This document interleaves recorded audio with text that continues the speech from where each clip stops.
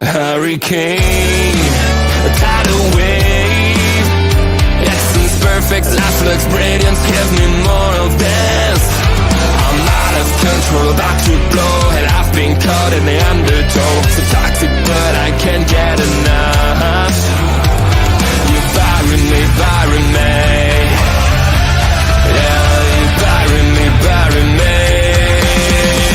You've got me hypnotized, push me out of myself. You've got me hypnotized. I can see, I can hear, going crazy for the luck. It's got me hypnotized. You've got me hypnotized. Get you out of my head.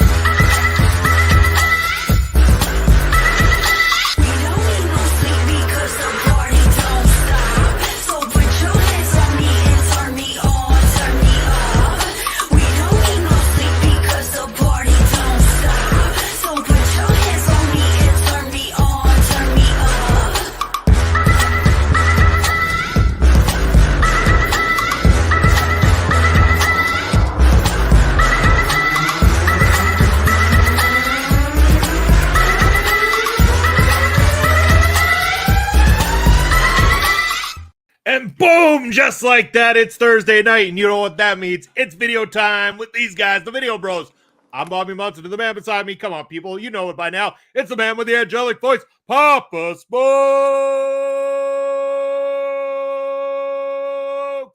Papa Smokes, happy Thursday. How are you doing, brother? Happy Thursday to you, Munson. I'm doing absolutely awesome. We got one hell of a podcast here tonight, but we also got a bunch of stuff going on in Canada right now. Canadian football has started up. They're playing tonight. And Game 3 of the Stanley Cup Finals in hockey is going on in Edmonton right now. Woo! Man, the energy is electric over there. This is big-time Canadian sports going on right now. It really is. And of course, we got all sorts of kind of big sports going on. You know that on the weekend, I started talking about the Euro Cup that's coming up, kicking off as of tomorrow. So I'm pretty excited about that. Even though, of course, I got to go to, to cheer for England, which I love to do because, of course, that's where my family is originated from. But I also love cheering for Canada. So I'm looking forward to the World Cup. And I just got to make this quick announcement. The World Cup lineup, or not the teams involved, but the lineup of where the games are going to be played, what dates and what times and what cities has now been officially released. And we are getting no less than 2 Team Canada games played in Vancouver, Canada during the FIFA World Cup 2026. I don't know, Papa Smokes. I think I might be making a trip down to Vancouver in 2026. Has that ever happened before? World Cup qualifying matches being played in Canada?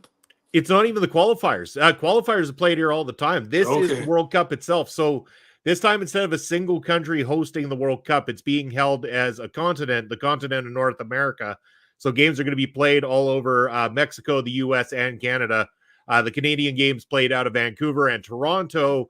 And so, yeah, I'm thinking Vancouver's not that far. And you know what? There's some nice places in BC.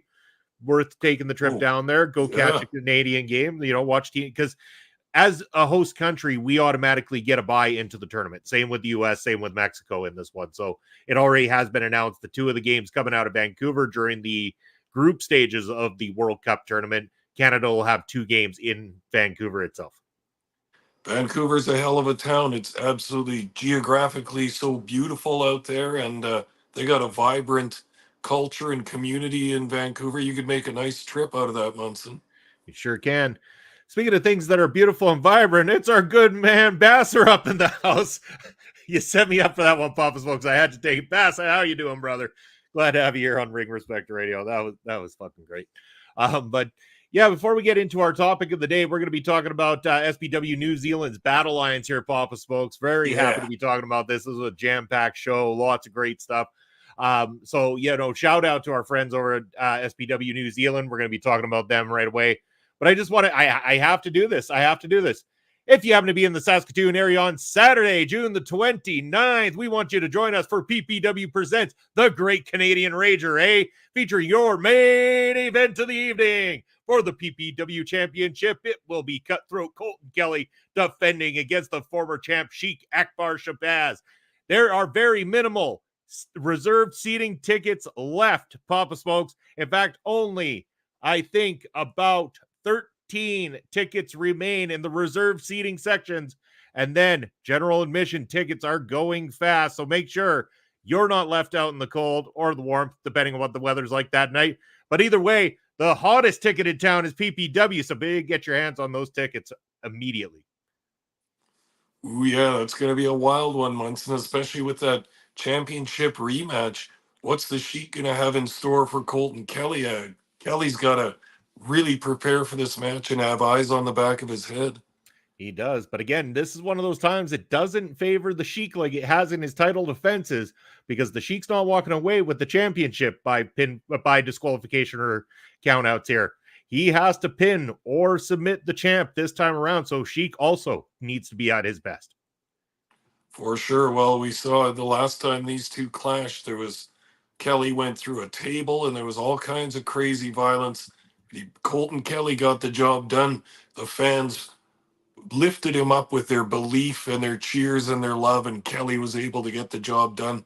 A fine champion, a champion to be proud of in PPW. He sure is. Something that's going to segue into our main topic here, Papa Smokes. I know something that you just recently saw here tonight that I kind of wanted to discuss for a moment. But before we do that, we've been making a habit out of this, seeing as it's in our back pocket now. Say hello to our good friend Dijak over the WWE, talking about just, taking over at OLE. You're watching OLE, and this is a Dijak hijack. Just thought I'd throw it out there. Has to be used now that we got that in the arsenal. Dijak loves OLE podcast. So, of course, what are you waiting for? Like, follow, subscribe, all those wonderful things.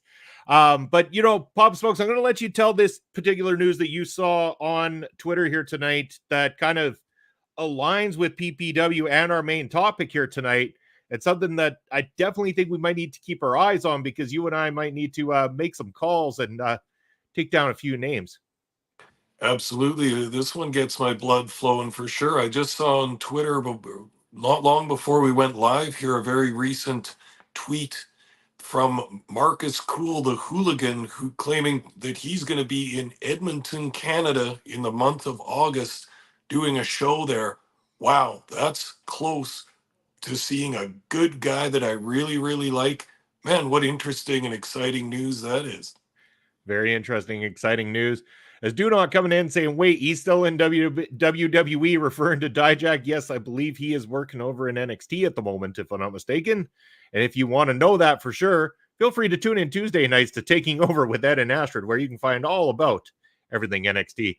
But yeah, it's exciting news as well, too, Papa Smokes, because now it's got my brain thinking about what we would have to do to make him take a little tiny trip, about 5-hour drive difference, to good old Saskatoon. I mean, he could come down here. We could have him come and go to one of the local pubs, drink some beers, maybe watch a football game. Of course, our type of football, not the Canadian type of football. You know what I'm saying? Okay. All right. The soccer for everybody else. We could have him come down, watch one of the games, have a good beer night with the boys. Or I know this company in Saskatoon that might have a show in August that, if the stars align, maybe.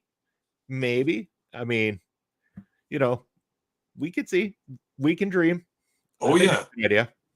Oh yeah. There's nothing wrong with thinking and dreaming at this point. Speaking of thinking and dreaming, I was pondering this, Pop Smokes, and something we haven't done here on the channel for a long time is our PPW, our draft that we do, the one that you and I put together, where we pick people that we would like to see work for PPW, our kind of own picked roster to add to the PPW roster. I say we bring it back for next Thursday. How about you? I think that's a hell of an idea. We've done it possibly twice before. I think kind of on a yearly basis. We're probably due up for one. Sounds good.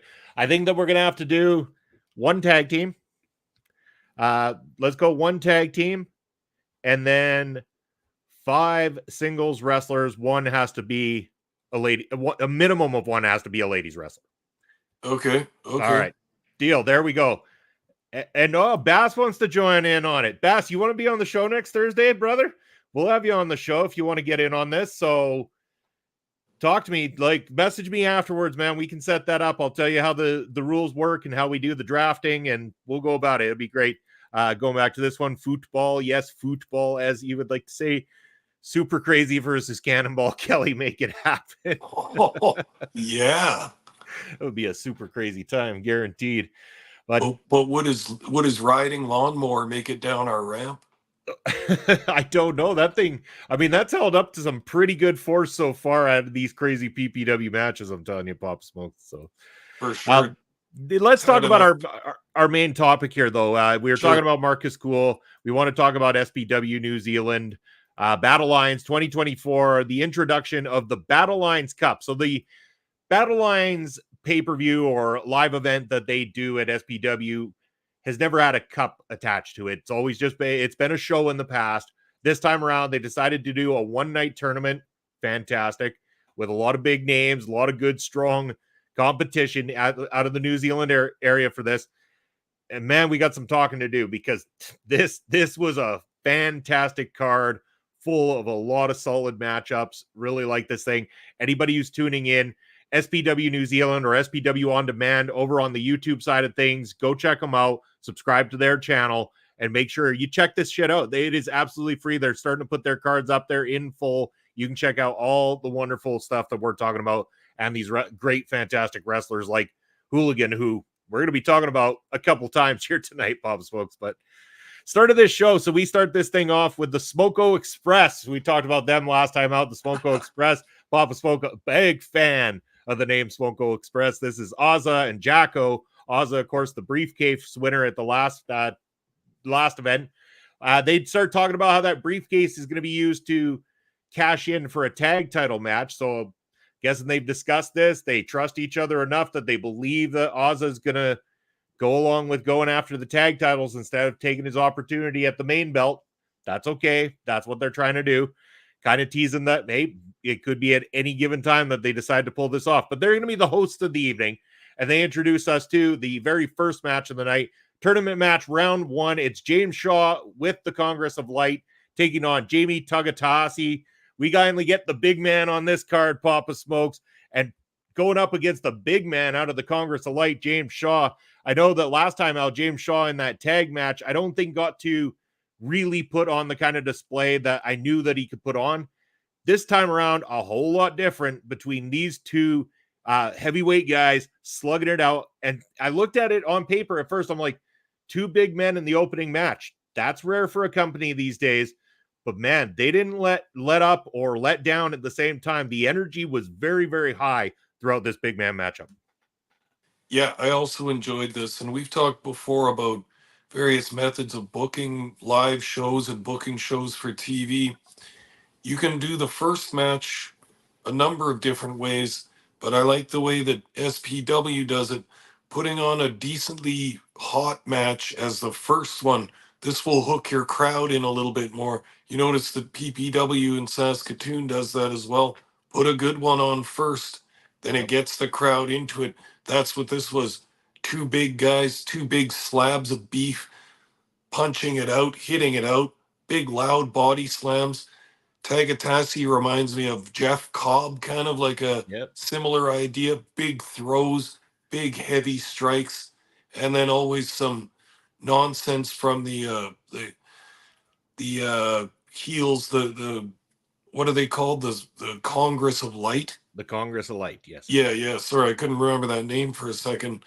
All kinds of distraction from those dudes and everything. And Tagatasi, a big, popular baby face. This match started the card off hot, and I like that. Very good big man match. It really was. Yeah, solid between the two guys. In the end, Tagatasi getting the big win. It's going to be moving on to the second round. Take nothing away from James Shaw. Great display by him.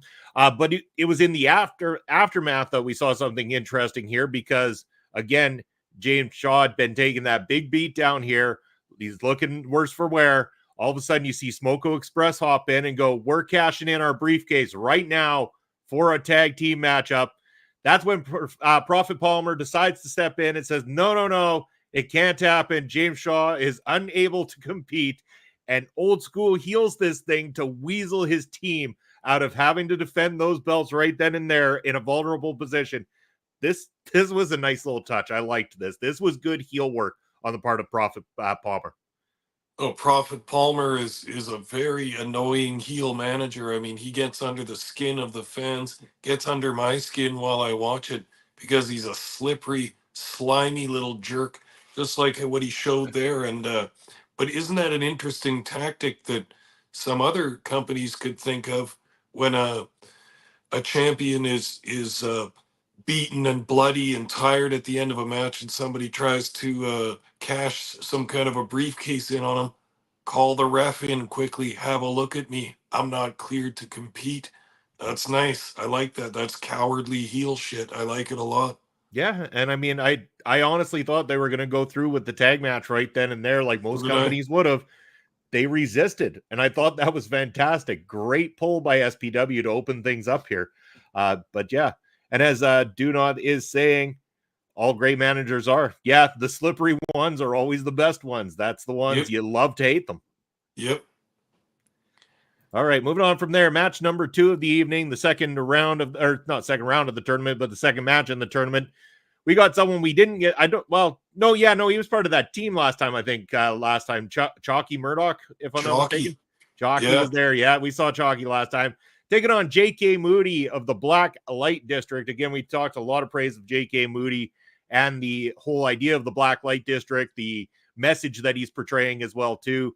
I wrote down here, Chalky looked good in here, but looked good because he's also working with someone who I feel is one of, I'd say they've got at least 4, and I'd say at least 4 of these guys here are on a completely different level. Like they could be signed to somewhere on TV level, working at least on a small level, working their way up because that's how prepared they are. J.K. Moody is one of those guys, and it proved it throughout the entire night here on this card. Yeah, couldn't agree more. He's got a sense of charisma as a heel, and then that's difficult to pull off sometimes, but some of the fans like him because he's got that dark aspect with the Black Light District and everything else. He's got his little stooges by his sides who don't look like they're capable of doing much sometimes, but they're also sneaky and they will get the job done in helping Moody. This was a cool match. I like Chalky. He's big. He's got some skill, and he knew how to sell for Moody. But Moody's got an excellent style. He's so relaxed. He looks so comfortable in the ring, and I like how much he goes to the eyes all the time. That's just such a reprehensible move from a wrestler, is just raking those eyes, and he was doing it again and again to Big Chalky. Oh yeah, loved it. It was delightful, and again, I would say, again, this wasn't going to be the number 1 match of the night. And clearly, once you see the lineup of the second round matchups, that was very clear to be seen. But it was another solid matchup. I think I wrote down here, I don't think there was a bad match. There wasn't even a match I didn't like on this entire card. Like, I enjoyed every single match that we're going to be talking about here, including this one. Great work from both these guys. Big win for J.K. Moody moving on to the second round. We've now got Tagatahasi and Moody into the second round. So you've already moved two guys that, again, are kind of on that level. They're on a level of these are top name guys that could be anywhere else in the world right now and pulling off great matches with some of the best that are in professional wrestling today. Yeah, totally agreed.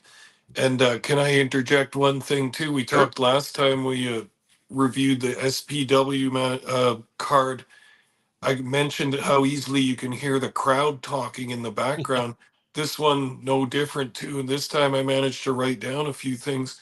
During this Moody versus Chalky match, a lady in the crowd yelled, "Come on, Murdoch, you big bastard." That was quite amusing to me. It sounded awesome. Yeah. Oh, I love these fans too, because Yeah. there's almost like this enough of a hush at times that you get that one person in the audience that says something that radiates through the entire arena, and you hear it so well while you're watching this, especially with a headset on. Love it. Like you said, it is so humorous to listen to. It's kind of like watching some of the uncut, or raw videos that I get with PPW during the editing process. Yeah. I love these fans a whole bunch. They're also a very animated and vibrant crowd. They're talking lots all the time. You can hear them. It's a noisy crowd. There's no cold matches. This was a hot card. There were no cold matches anyway, but sometimes you hear the ebb and flow of crowds. They get quiet for a while, they get noisy for a while. Not SPW. These fans are loud. They heckle, they cheer, they make their opinions known quite loud. I love it. They have a great personality. And this is one of those wrestling shows I watch where I think in the back of my mind, I wish I was live in the crowd for this right now. Yeah, yeah, and it would have been a great time. Moving on to match number 3, again in the tournament, we've got the Golden Boy Rider taking on K9. And again, a lot of praise last time out for K9. This one, there was some goofiness to this, but some goofiness that I could get past with how this worked out. K9 off the start kind of does the helicopter swing, as they refer to it, kind of a different version of the airplane spin to Ryder, and then gives an actual airplane spin to Palmer. Both are Yeah, taken out. This inadvertently has Ryder roll up Palmer because he thinks that he's rolling up K9, and then K9 goes and pretends to be the referee, counts the 3 count, puts Ryder's hands up in the air, and then just goes at him after that for a little bit, but then underestimates his opponent. So I thought this was kind of surprising. The K9, of course, another one of these guys that's on that level along with JK Movie and Jamie Tagatasi. I was kind of shocked. I was like, holy shit, okay, is he going to do the job to Ryder? Is Ryder going to go through on this one? And not trying to take away from Ryder, I just thought, man, they've already put through 2 big names. I'd love to see K9 be another big name to go through in this thing and really spice up the semifinals leading into the finals of this tournament. So Ryder gets a lot of shit in, a lot of shit, and K9 really sells for him and shows that he really underestimated the opponent. But then it turns back around. K9 shows exactly what he's made of. He manages to get back in this thing. Of course, that's there's the missed chair opportunity that Ryder was supposed to do that didn't happen. And so therefore, K9 takes the opportunity for himself, covers his opponent, takes the 3 count, big win. K9 moving on to the semifinals. Your thoughts on that, and then we'll talk about the aftermath here. yeah, this was a good match. Like you mentioned, we both like K9 on the last show we watched. Great character, great aura and persona this guy has. You could probably use K9 as a heel or a baby face interchangeably on any card because the fans kind of like him because he's such a badass anyway. They would like him even if he was a heel. But in this match, of course, he's fighting the cowardly heel from the tag team champions. And when I first started watching this match, there was the swing and then the airplane spin. I thought, this is going to be a short match. K9's going to get through quickly and be somewhat fresh for his next match, but I was mistaken about that. Ryder overachieved in this match, or so it kind of looked anyway. He's actually a pretty tight wrestler, and I think he gained everybody's respect in this match by having a pretty tough, slugging match with K9, a very stiff opponent. Good stuff, man. And this was another hot match. you don't think that maybe the tag team partners separately are going to advance in this singles tournament. I get that, but they put the doubt in your mind in this match because Ryder came out with all kinds of fire and showed a lot of what he can do. Pretty sure he gained some respect among the viewers and the fans with that match. He really did. We'll talk about the aftermath here, but do not first ask, and would the tweener role suit him? I could see that he almost kind of lives in that sense in a way too, because he's kind of beloved because of his status with the company. He's been there a long time. He's a great professional wrestler. He's got that badass look, but he doesn't necessarily have the typical babyface stature either. He's not fighting from underneath or anything like that. Like he's the bulldog. That's the idea behind this. He's that vicious dog. So he's got kind of that bad streak to him in a sense, but it's reserved at the same time. So I mean, I'd say that personally, I think the tweener role already suits him. I think he almost plays in that role. How about you, Papa Smokes?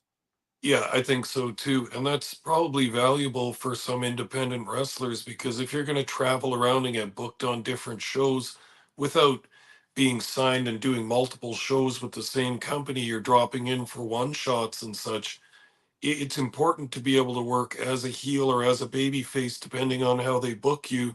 So K9, I imagine, has no problem with that whatsoever. He can do his same match, and depending on his opponent, I think most fans really like him because he's total badass ass kicker. Yeah, I agree. So someone who Ryder didn't manage to impress, though, was James Shaw of the Congress of Light, who was upset that Ryder did not take advantage of the offered chair opportunity to cheat and put away K9 for good. James Shaw then comes in and starts repeatedly slapping Ryder across the face and telling him, "You will get down on your knees and pray to me. Pray to me for forgiveness." And at this point, I'm like, man, I respected the match Ryder just put on.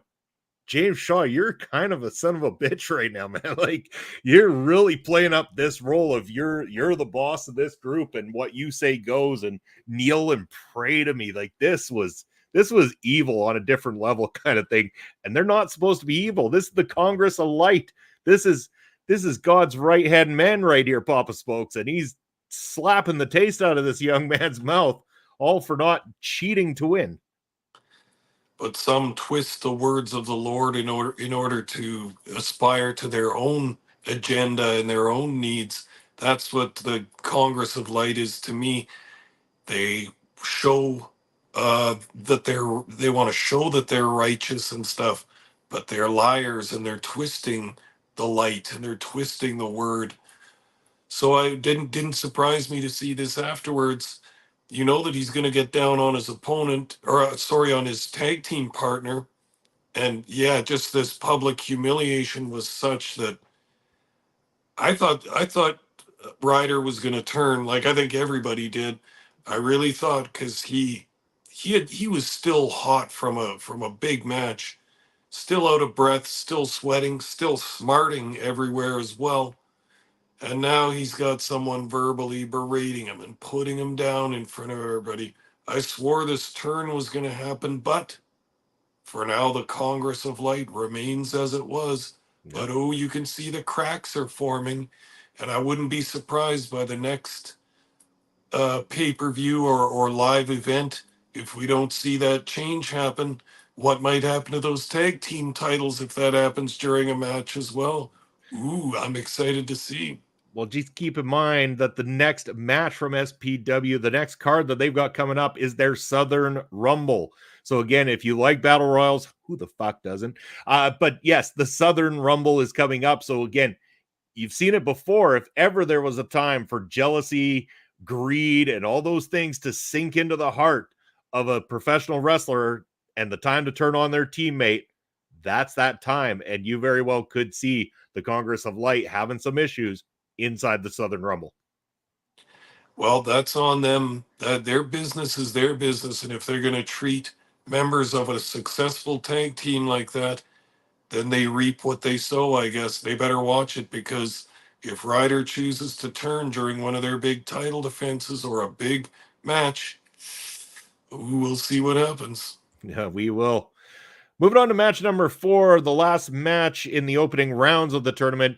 we've got the SPW debut of Horus, the Duke of Death, taking on hooligan Marcus Cool. And I'm thinking to myself, they're talking about how this guy is the most dangerous guy in all of New Zealand.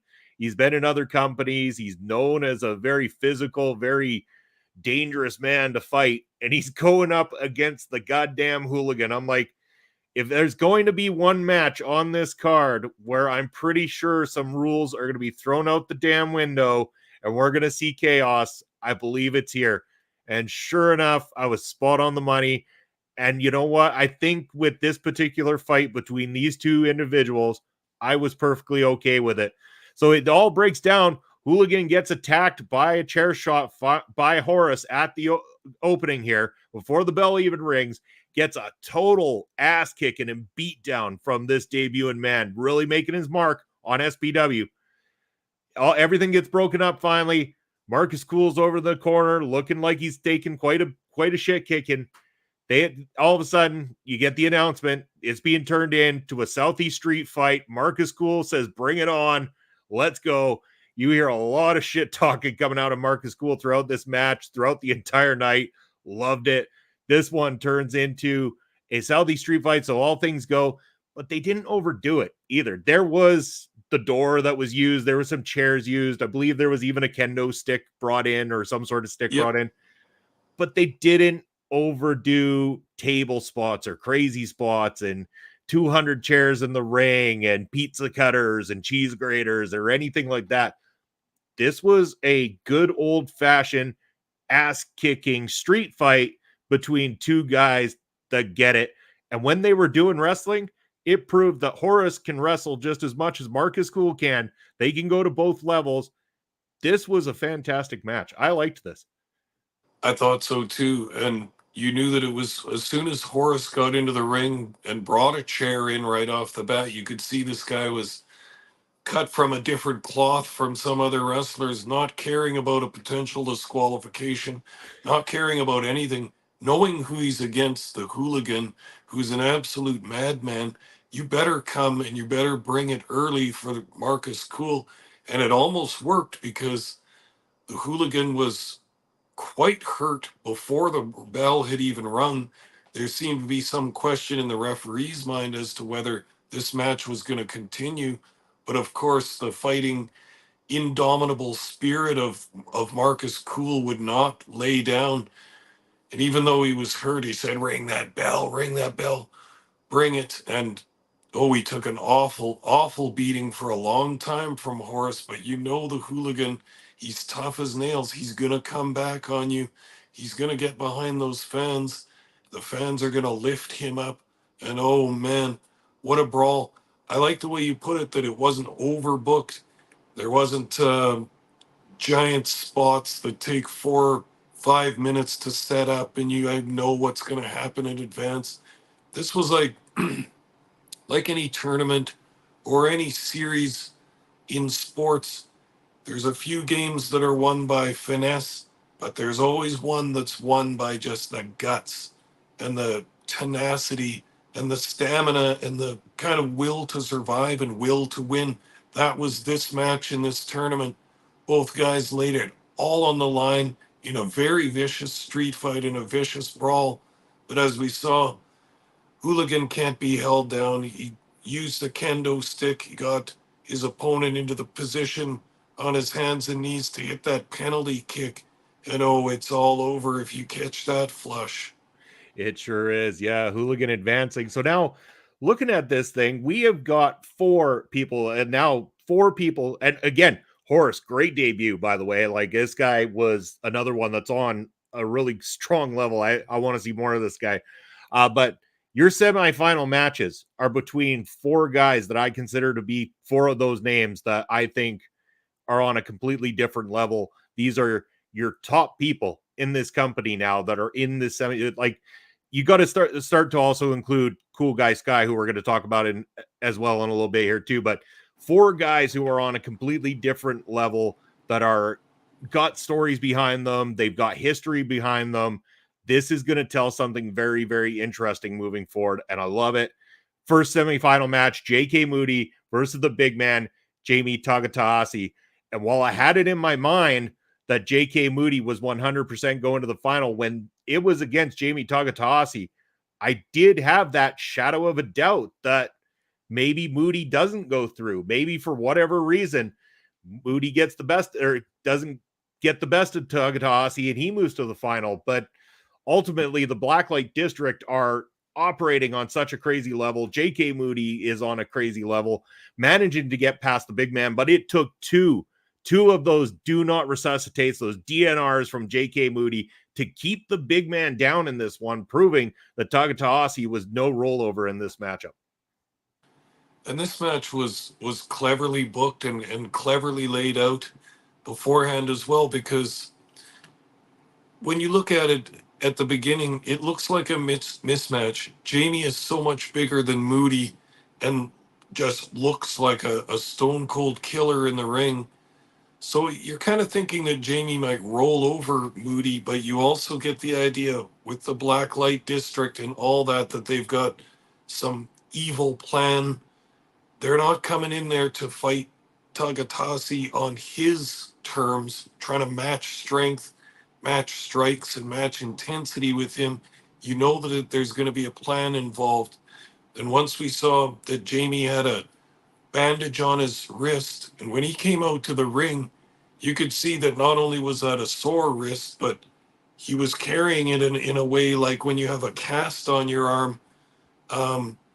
It looked like it was quite injured. He was trying to salute the fans at the beginning of the match, and he couldn't really use that arm very well.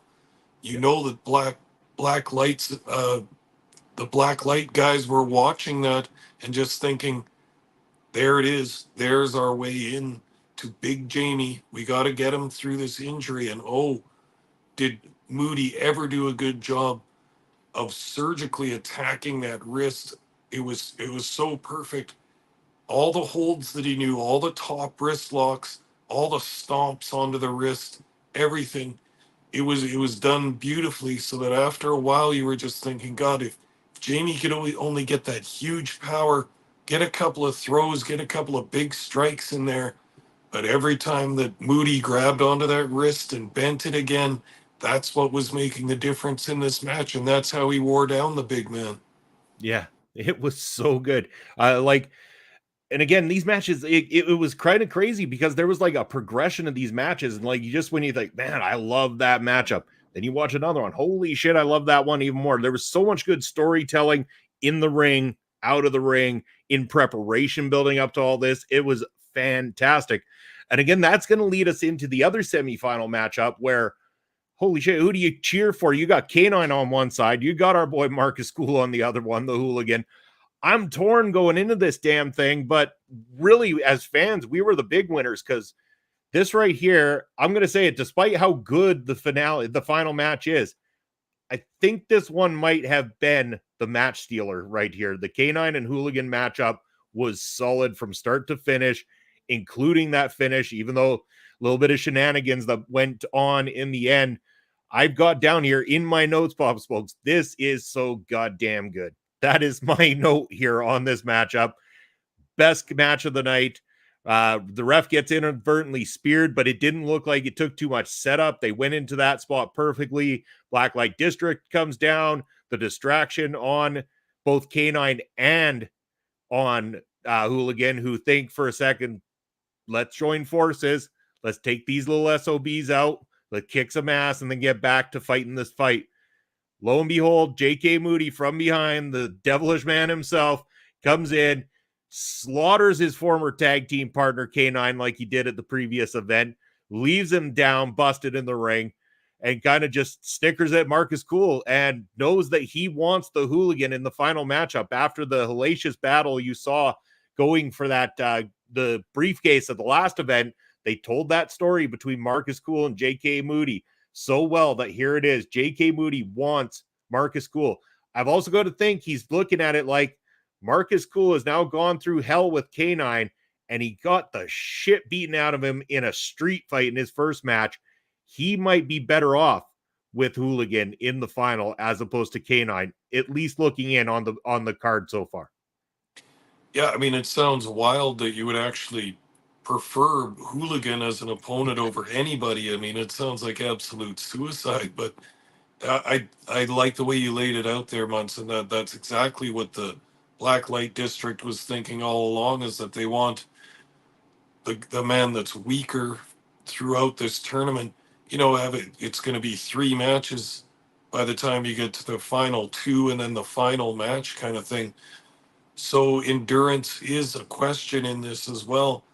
And you do a full match as Marcus Cool did against K9, and your endurance is going to be severely tested, not only your cardiovascular, but I mean, taking blows to the head and all kinds of punishment throughout this match.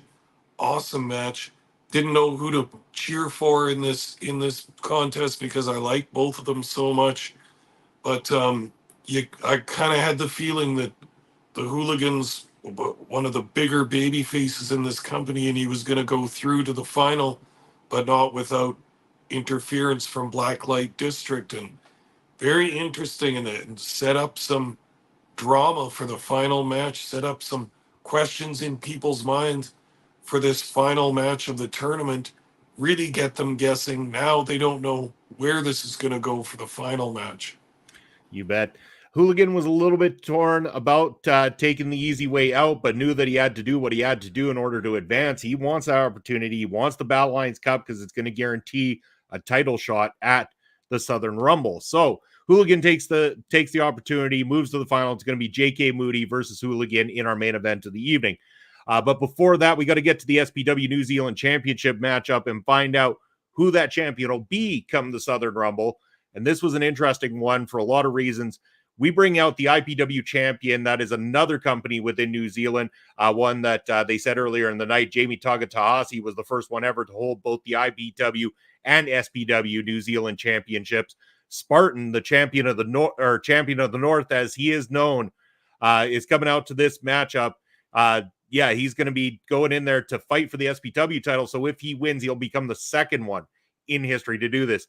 Going up against the champion, Cool Guy Sky, the lovable baby face rocker guy that keeps doing these solid matchups with these guys. And I love the commentary explained that it is Cool Guy Sky who's been demanding these big matchups against these quality wrestlers to show his worth as a champion. And I think that works on so many levels as a babyface, because he's that babyface that fights from underneath. He's the one that uses the fans' energy to get behind him. He's that one that you want to believe in every single time. And that's what he delivers in his matchups. A quality match against some really skilled professional wrestlers. And knowing that he's been picking the opponents makes him sound like a strong fighting champion. And I really like that quality here. And I like that they noted, but after tonight, if he remains champion, he doesn't get his say in the next one. It's whoever wins this Battlelines Cup tonight. So that was nicely placed by the commentary team as well. Yeah, very cool. And I like this idea that the New Zealand guys are booking talent from elsewhere, from Australia and from other areas. I think what was Cool Guy Sky's opponent last time? Was that Adam Brooks? Was that the guy's name? Yeah. That guy looked awesome to me as a journeyman wrestler, a guy coming through. Hey, I'll do your main event. I'll work as a heel. I'll work over your champion and then do the job. And then I'm on my way again. This is beautiful. And I have the idea that Spartan might be this too. And I thought Spartan lacked a little bit of zazz on his entrance. I wasn't too sure. But once that guy started working in the ring, then I got it. He's actually a very good ring worker. He kind of does that. It's almost like a World of Sports style. Like I think of this style as like a British style, almost like a Lord Regal type thing where he's got the twists and the little takedowns and all that. Man, very crisp style. Looked good. And it also works very well with the way that Cool Guy Sky works. You called him a rocker already. I have it in my notes that he looks like one of the Midnight Rockers working from underneath. He's got partly the outfit, of course, too, but selling big bumps, working from underneath, little hope spots here and there, little flurries, little comebacks, but the crowd is going to get louder, going to get louder, going to get louder. And then, towards that last third of the match, that babyface champion is going to take over, start hitting some of his big stuff. That's exactly what happened in this. This was a nice, excellent, standard professional wrestling match. Very good for a championship match. Love it, guys. Great work. Yeah, there was nothing I could pick apart about it. Like you said, at first I wasn't sure on Spartan. He got in the ring, really impressed. He's got a good look. We got a very menacing look, so I like that about him. Man, every time I see Cool Guy Sky, I'm noticing his timing, his cardio, his execution is just getting better and better and better, and it's so awesome to watch. Like, I'm really getting behind his championship run now as well too. I'm really liking it, really digging it. They really believe in him there. And man, what we've got coming up with who wins the tournament here versus Cool Guy Sky. Like, I'm just getting behind this Cool Guy Sky run, but I'm really thinking this is going to be a little bit wild. And we're going to talk about that here in a minute. Cool Guy Sky hits the 450 splash, picks out the victory, retains his belt. Looks awesome. Now we got to get on to the main event of the evening. It is the finals of the Battlelines 2024 tournament for the Battlelines Cup. J.K. Moody versus Hooligan Marcus Cool. The story that they've been building towards, the story that was told within this thing, the match that was told within this thing. You know, it's tough because I said that K9 and Hooligan was probably the show stealer match of the night. This one wasn't that far off, off at all, kind of. I mean, these were kind of on a different level. Both these matches really stood out like a sore thumb. They were great matchups here. So Marcus Cool involved with two of the best matches of the entire night, just proving how awesome that guy is. Love Marcus Cool. Love JK Moody, though. This match just solid throughout the entire thing, back and forth. Hit the penalty kick in this one, but man, hits the penalty kick. Moody manages to sneak his way out of this one. It kept going back, forth, and then finally at the end, after every effort was put in, JK Moody does pick up the victory. He wins the Battlelines Cup, and that means JK Moody versus Cool Guy Sky for the belt at the Southern Rumble. Man, this match was great. What an awesome main event, awesome tournament, awesome show all around. I can't say enough good things. I wish people would support this. Go watch this. This was a super well booked card and a super great main event. Yeah, agree completely with that. And I've been recommending this to a few friends I know that are kind of like me, looking for a decent indie wrestling cards to watch. This is better than decent. I really like what these guys have going on. From the first show I watched, I took to some of the wrestlers, I took to the characters because they're well presented and well thought out and well performed. So very cool. I liked the way that the card was set up with the championship match as the semi-main event and then the tournament final as the main event. I think it worked. I think Moody versus Hooligan had a little more heat than the championship match of Sky versus Spartan.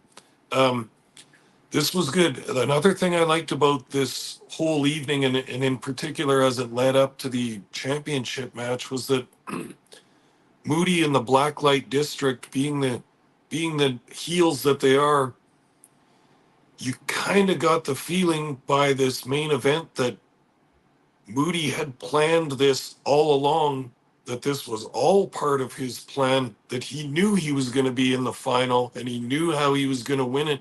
This kind of dawns on you as you start watching the match and you think, damn, like all of his gestures and movements throughout this card have kind of now suggested that, oh, yes, this was all a plan all along. He told his flunkies to stay in the back for the one match because he'd need him for the final. He had that confidence. He also hit K9 over the back with the chair. This was all a plan to Moody, an entire plan that everybody else was only just playing their part in without realizing that they were contributing to this. Smart storytelling, good stuff. And I mean, there were many moments during this match that I thought the Hooligan was going to pull it off, but Moody already had it won psychologically. Very, very well done. Moody tried to finish him off quickly at the beginning of the. Oh, I believe we lost Papa Smokes temporarily. I'm sure he'll be back momentarily. This happens every once in a while, but yeah, I'll continue talking for a minute. Oh, there he is. He's back. Welcome back. I'm back. All right. So No, as but you were. yeah. I don't have too much more to add to that. Just the Moody and the Blacklight Society or Blacklight District's plan just went through perfectly. And then you're left at the end of the card thinking, damn, he knew he was going to win all along and everybody else was just a pawn in his game. Now you have to wonder, it begs the question, what plan is he going to have for Cool Guy Sky at the Southern Rumble? Yeah. I mean, he's not going into this match to lose either, and Sky better watch it. Sky plays the nice guy. Sky likes to play fair and win on his own ability, but Moody doesn't care about that. Moody will take any advantage, and you know he wants that title. This is going to be good, and I'm tuning in for this as soon as it comes out. Oh, for sure. And we're going to cover it right here on the show. So Southern Rumble, we got a battle royal to decide who will be the next number one contender. We get, the actual matchup here with JK Moody and Cool Guy Sky. So, I mean, right there alone, it's going to be great, but we don't know what's going to happen in that tag title division. We don't know if there's going to be a cash in.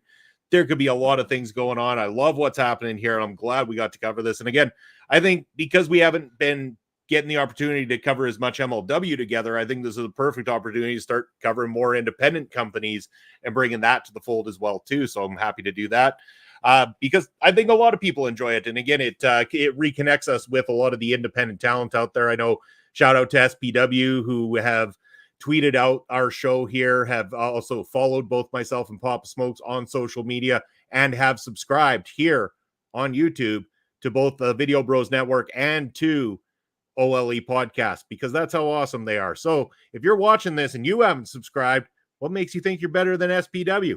Get on down there and subscribe.